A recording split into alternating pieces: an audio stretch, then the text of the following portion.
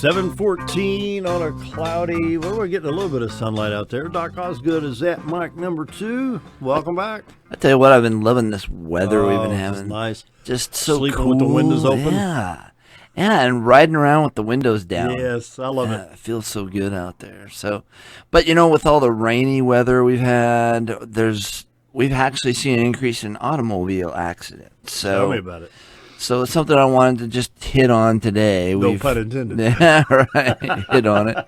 And so it's one of those things that everything that we see in the office, I'd like to just kind of bring it to the radio and just tell people about it. And one of those things has been lately, you know, those fender benders. And so, and it doesn't matter how soft you think you got hit, you can have an injury from it. I've had people 5 miles an hour in the parking lot. Yep. You can still, 2 days later, wake up in your neck. You can't even move it. So what I want to warn people about is don't just dismiss anything when it comes to having an accident. Because the first thing that happens is you sign off on your insurance saying, hey, I'm okay. And then I've had some folks 2 months later have something start hurting. Mm-hmm. So it is always a good idea to check it first. And the best thing to do is come by and we'll take some x-rays. And we can see if you've had any injuries like whiplash type of an injury where the spine gets, whipped back and forth and you can actually lose some holding from the ligaments that hold the spine together because they get stretched. And and the whiplash injuries are something that may not show up for several days after the accident. So we can take pictures, we can find out just what's going on, and it doesn't cost very much to do that. $37 is what I charge to do pictures and take a nerve scan and everything, and we can see just what's happening with you. Exactly. So don't put it off and don't just dismiss, I'm not hurt, there's nothing wrong with me, because you could be sorry later on, and you don't want to do that, because then it could be all out of your pocket to pay for something that can really take several weeks sometimes to straighten out and to get you back in good alignment and feeling good, no more headaches and things like that. One of the biggest things we see from those whiplash type injuries is headaches. Mm-hmm. And headaches can come from the straightening of that curve when you get a whiplash injury. You can get a lot of tension, muscle tension, which leads to the headaches, and can lead to pain across the top of the back, can lead to pain in the arms, hands, all those type of things. Numbness and tingling. Fingertips or something? Fingertips. All that stuff can occur from just getting in a fender bender. So even the lower back, too. Did you know lower back can get whiplash injuries? Really? How? Yeah. Because it has a curvature just like the neck has the curvature. It has a forward curvature. And you can actually, if you don't have good seat support, you can actually lose the curvature in your lower back as well, and that can happen from automotive accidents. We talk about the factor of having to have a seatbelt on. Now, if I'm driving and I've got the shoulder harness and the lap belt and I'm hit from behind, it keeps basically the shoulders down in place, but it causes... Right, your neck is still whipping around there. Is there, because of that, can that cause excessive whiplash? Yeah, I mean, your neck is, your head and Especially neck... when the airbags don't deploy. Right. Your head and neck's not being held. You have the head restraint in the back. That helps somewhat, but if it's not in the right position, it doesn't help. Mm-hmm. So some people have them way up, some people have them way down. If it's not right where the head meets it, then it's not helping. So that's one thing to check too, is make sure your head restraint is where it's supposed to be and it hits you right in the back of the head. So, but you're still going forward.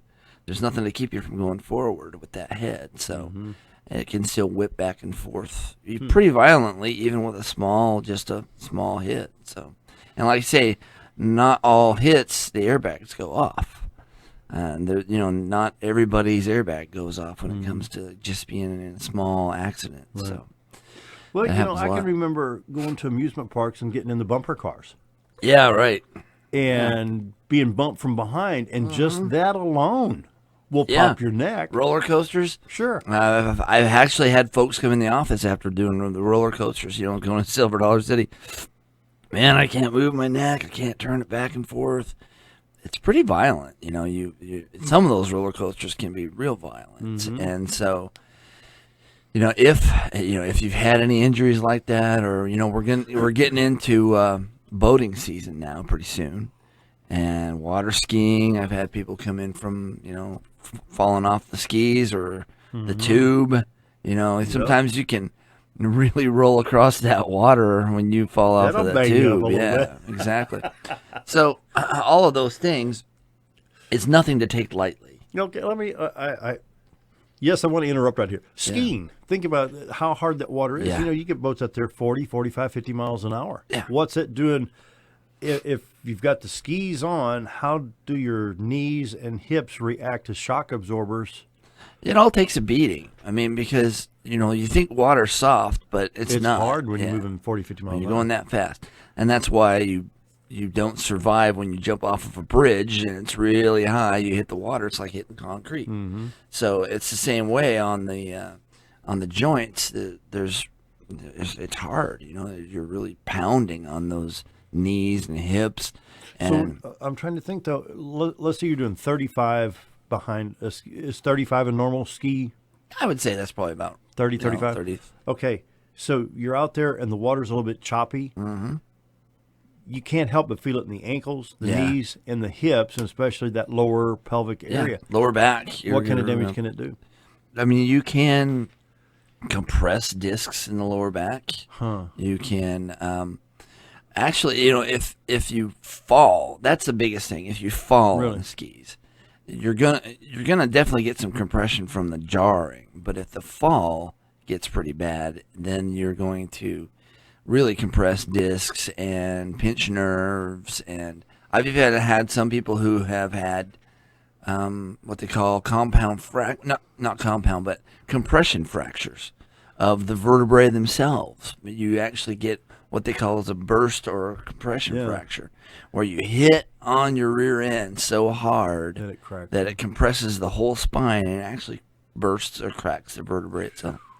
So I've seen that as well. And that I've seen from water skiing, and I've also seen it from just a real hard fall where you land right on your rear end. So any falls, any accidents like that, don't take them too lightly, because if you do, it can turn into something worse later on that you just don't want to ignore it. It doesn't go away. You know what comes to mind right there is hikers that may slip down a slope. Sure. And fall 15, 20, 25 feet, have to get back up and dust themselves off, Right. And, how about football? And when it comes to, we have a lot of athletes who come in and from the high school, and they get adjusted regularly. And so it's good because you're, especially in a full contact sport like that, it's real physical, to keep that spine in good alignment, because you actually, every time you're adjusted, you're going to increase your productivity when it comes to your game. Because the nervous system is working better, the muscles are working better, everything is functioning to its premium because the nervous system is working like it should. And so we actually have athletes who come in before a game, get adjusted, because it really helps their game a lot. Trampolines. Yeah, trampolines are a good one too, especially when you fall off of it. All of those actions compressing, and they're all compressing the spine. So jumping a ton of stuff that they just don't need to be putting in their bodies.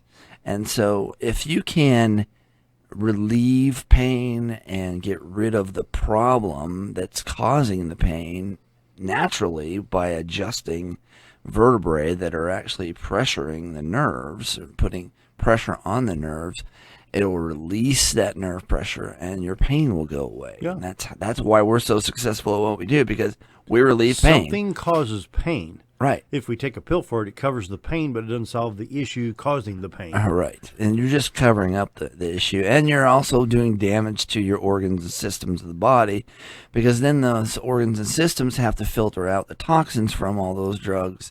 and you're having everything work overtime because of just a little bit of pain that could be fixed, and you can get rid of it instead of having to cover it up with some pills. So, if you can avoid taking pills, don't take pills.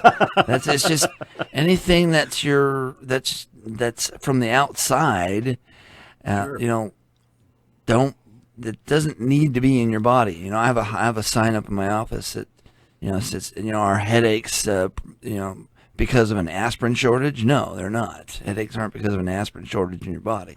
It's because you've got something wrong. There's something being pinched or something being pressured in there. We need to relieve that The pressure. pain says, hey, we've got a problem right here. It needs fixed. And pain is usually because of inflammation and irritation. And it's because of nerves being irritated, and then your muscles respond by spasming. Think about if you had a pretty good sized sharp splinter in your finger. Mm-hmm. You're not going to go take an aspirin and get rid of the pain. You're going to get the needle and dig the splinter out. Right. Wouldn't you get rid of the source? And that's what doesn't make sense with most people. They'll just cover it up and let's just put our head in the sand and hope it goes away. So Mountain Home Family Chiropractic, 425-4424, and your location right down the road. Right down the street, right across from Affordable Insurance and Centennial Bank.